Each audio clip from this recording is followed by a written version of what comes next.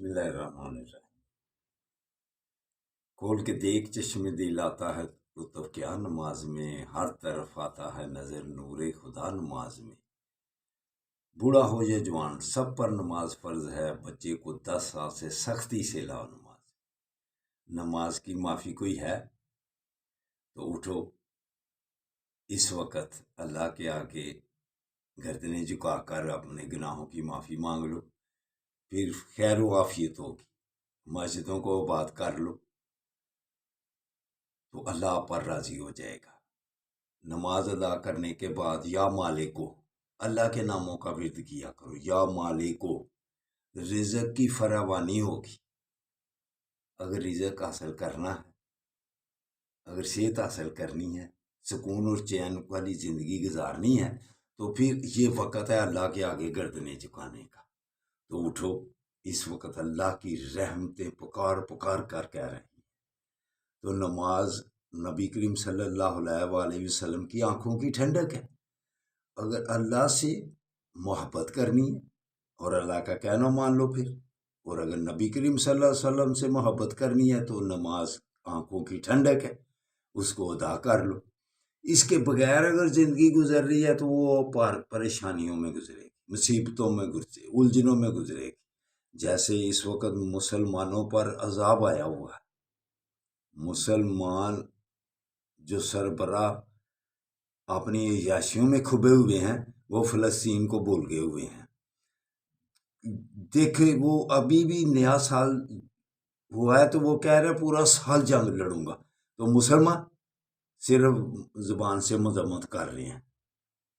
कल काकड़ साहब ने क्या, हम तो मजम्मत करते हैं, हम चाहते हैं कि ये जंग फौरन बंद हो।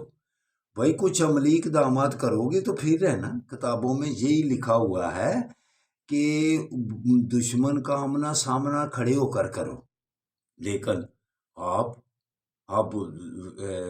कहा था कि इसराइल पर कम तनकीद कर रहे हैं, हम पर ज़्यादा तनकीद कर रहे हैं पाकिस्तान के अवाम। भाई क्यों ना करें, आपके पास एटमी ताकत है, एटमी ताकत को ही आपने पीछे फेंक दिया हुआ है, तो सिर्फ अब लाशें गिरने पर मजम्मत ही करोगे, अमली इक़दामात कोई करोगे तो फिर बात बनेगी ना।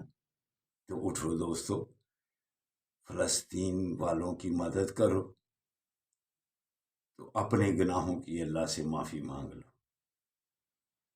अल्लाह की रहमतें इस वक्त पुकार पुकार कर कह रही हैं। नामा इकबाल इस के मतलब क्या खूब फरमाती हैं, हम तो माइल बकरम हैं कोई साइल ही नहीं, राह दखलाएं किसे कोई राह रवे मंजिल ही नहीं।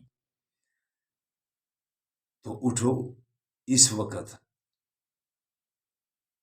अपने गुनाहों की माफ़ी मांग कर फ़लस्तीन वालों के लिए कम से कम दुआ करें और उनकी चीज़ों का बाइकाट करें। अगर ईमानी गैरत है तो फिर बड़ों को भी चाहिए कि फ़लस्तीन वालों का कुछ करें और उनका ऐलान करें आज से कि उनकी चीज़ों का बाइकाट किया जाए। ये उनके लिए कम से कम थोड़ी सी हमदर्दी हो जाएगी।